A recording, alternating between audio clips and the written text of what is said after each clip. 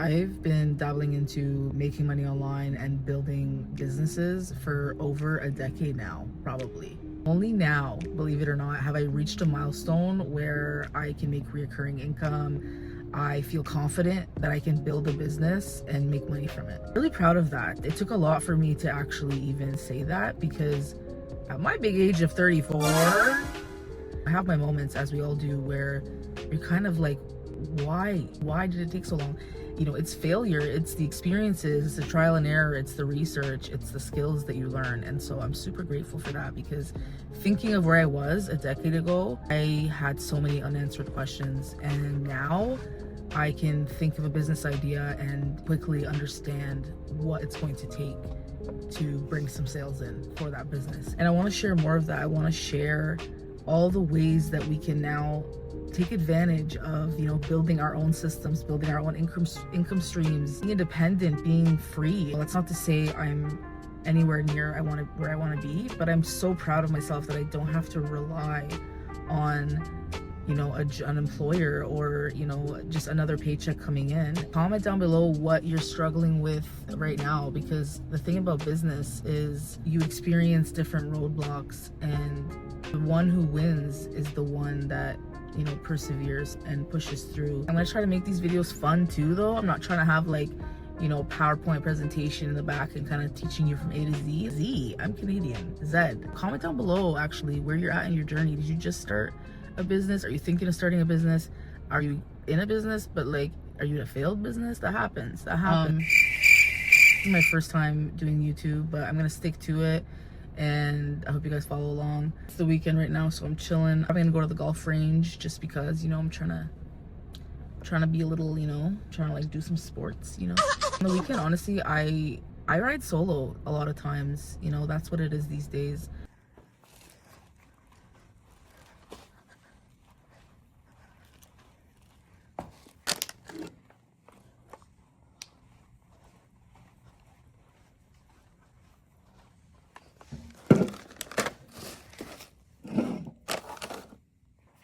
Then my head hit the wall. Boom.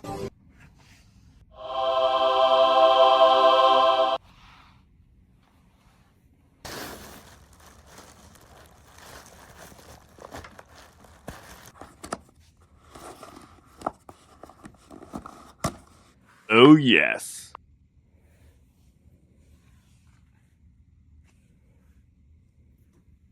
I just wanted to show you guys really quick the very recent tool that I created using AI. It was just a tool for like a one-time payment, so it's not a reoccurring basis, but I've been getting orders nonstop from this, and it's crazy. Like, I really want to show you how simple it can be, but the idea of creating something out of thin air, just working on it for a couple weeks, and then having people interested in buying it, loving it. Basically, this was a tester for me to really try to understand how to do this over and over again. Now I'm just gonna work on scaling this and exiting, because I'm not really interested in this industry. But I know that there's money to be made here. I solved a problem, and that's what I think is the most important thing. The way that you can succeed the most and just guarantee success is continuing to work towards it and being consistent. But also you're solving a problem. The product itself has to be great, and in this case it is, because I'm not very interested in the industry, and also I'm looking to now create a product where I can get reoccurring revenue.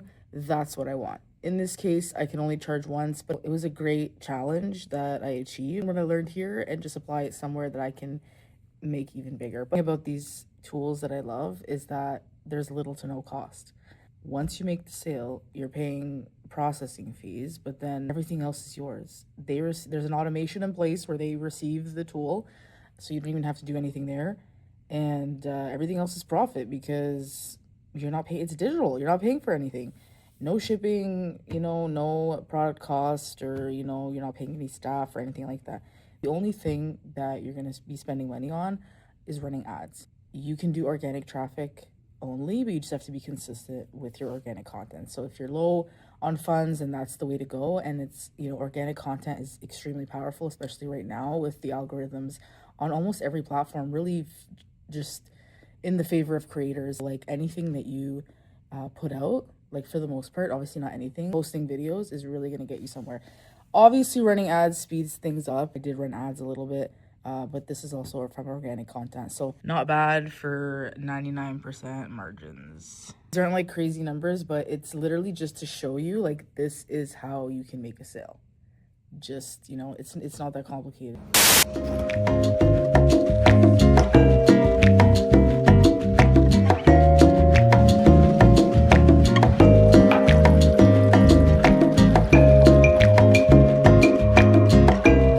Okay guys, let's go through this really quickly.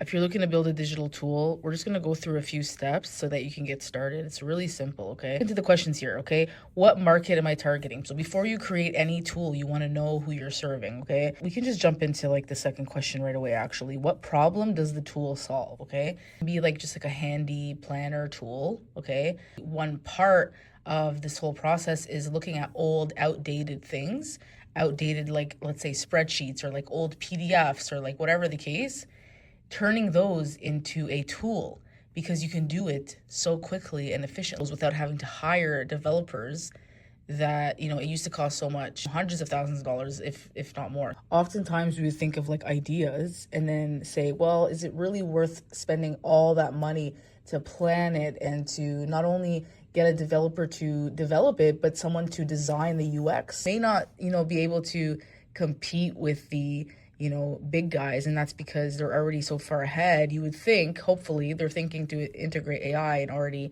be ahead. But I'm thinking like more niche things, you know, more things that need solving where, you know, small businesses may not necessarily want to spend all that money. They're okay with paying less and getting something that, you know, works perfectly fine. It may not be perfect, but it works perfectly fine. And I don't want to scare you when I say it's not perfect. I'll explain if you're new to creating tools.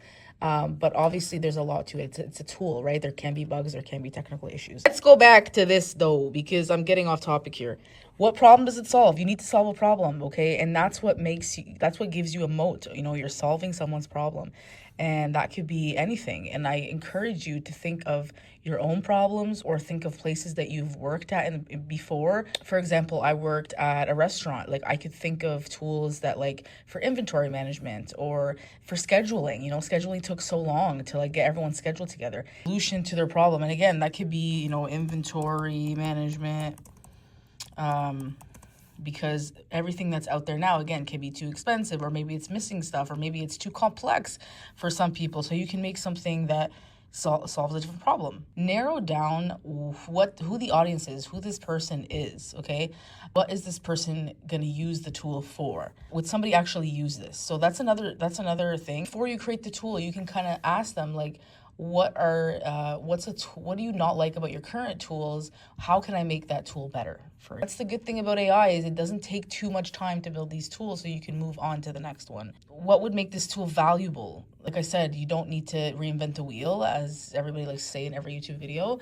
But it's true. You don't have to reinvent the wheel. Like it's actually better that you can prove that there is demand, because proving there's demand for something brand new is almost impossible. It's not impossible, of course, but you just need a lot of money to do that. And depending on where you are, it's just where you are in business, obviously, then you just kind of got to figure things out on your own. So a different vibe to kind of target a different type of people. If you have the same type of ad and the same type of colors and branding and vibe, then no one's going, it's not going to matter if they get it from you or from somebody else. Differentiate yourself some way, whether that's through your branding or whether that's through the value that you provide for the tool, whether it's the price. Let's say you're offering it for a lower price. Build the first version. So once you have all this information, once you figure out this tool and you ask your questions and you do some testing, whatever the case, again, don't be scared. I was totally there where I would get scared and not want to waste my time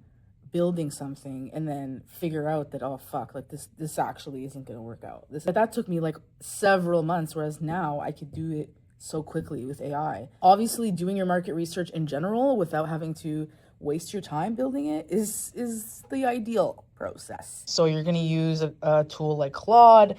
Claude, you're gonna need to pay for it. It's only like 28 bucks. I'm in Canada, so that's, you convert that how you like. Just Claude Cowork, build some apps through there. I'm not gonna go through exactly how to build a tool in Claude and look at other videos for that. So use other tools for it. There's Base 44, there's Replin, there's a few other tools right now where you can build apps, but honestly the best one is Claude. It's just, you know, there are things that are good with both, but Claude is way more ahead. That's actually the fun part. You're building it, you're building the design, you're basically just telling Claude exactly how you want it to be, and you're putting yourself in the position of the customer, right? User friendly, you know, you gotta just keep testing it as much as you can. And that's pretty much what I did for these tools. I would just every day, I would work on it for a couple weeks until it was good enough to deploy. And then I started asking people to try it. Go into people's DMs on Instagram and say, hey, did you want to try this tool for free? Let me know what you think. And then they would give me their honest advice. You can, you know, either use it as a review, you can use it as feedback. Most important feedback is directly from your customer. Okay, if you can speak to your customers, I know it's hard. It's hard because sometimes some people don't like it. Sometimes, you know, they're having problems with it. I had one time when I first started with a first tool that I did, I had people, like, nobody said anything to me. So I was like, oh, yeah, maybe they like it, you know? And then I built this, like, report section at the bottom to say, hey, if there's any problem, then just let me know through that report. And I had one customer that was telling, like, she was not really happy because there were a few bugs, you know, which I'll go over in a different video how to avoid that, and to kind of manage the tool, because there's a lot to it. But this is just to give you kind of an idea of how to get started, right? So you're collecting feedback and then you're improving the tool. You need to do some audits. You need to just keep improving it. You're not going to just let it go, but it's still passive income because you have an automation in place, which I can't go through everything in this video because it's getting long, and this is just an overview. Would somebody pay for this? Does it solve someone's problem where they think it's worth it? Is it worth it for them to pay X amount of money? I've built tools that were only a one-time payment. I felt like that was valuable. It was because it was very seasonal, and I just knew that people may not want to pay monthly for something like that. Now I'm building a tool that is on a reoccurring basis because I want to help people with a tool that they can use all the time. You're going to see this through your content. You're going to see if people are searching for these tools. You can go literally to Answer the Public. Are people asking these questions? And you can go on Etsy too, or other marketplaces. You can go online and search for these types of products. Don't be afraid of your competitors. Again, it shows demand, right? So, and this gives you an opportunity to stand out. Go look at what they're doing. How can you be different? This is where you're going to find your competitive advantage. And just building the business, creating the brand, creating the landing pages, getting your domains, creating your social media pages, I've done this 1,000 times for so many businesses, but basically that's what you're doing. And then everything else is just advertising. Keep doing this, you grow it, you make sales, you prove the concept, you make improvements, and then you decide what you want to do. You test it and you did whatever you can, and you're not getting sales and it's just not working out, no matter what angle you go, move on to the next. It doesn't have to be something that you're super in love with. The tool that I have here, I'm not super in love with. But I'm growing it enough where I can exit. I'll sell it. I made money for my efforts and my creativity and whatever else. I will use that money to start something else. Obviously, that was just a rundown of just like a bird's eye view of everything, but I'm going to go into details in other videos. So make sure you subscribe, follow along the journey, comment down below if you have any questions that you want me to answer, and I'm happy to.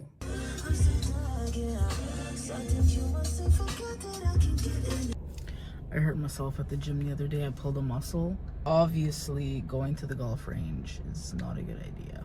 We're not gonna go to the golf range. I like to do that sometimes, you know? I like to smoke a little, you know, put some music on, you know, shoot the shit, you know? I find it very therapeutic. Today's not the day. I just got so carried away with just being on my laptop for so long, which, you know, some of you might relate to that, just with Claude and AI and all these tools. Like, it's fun, and there's so much going on, and there's so much you can build, but burnout is real.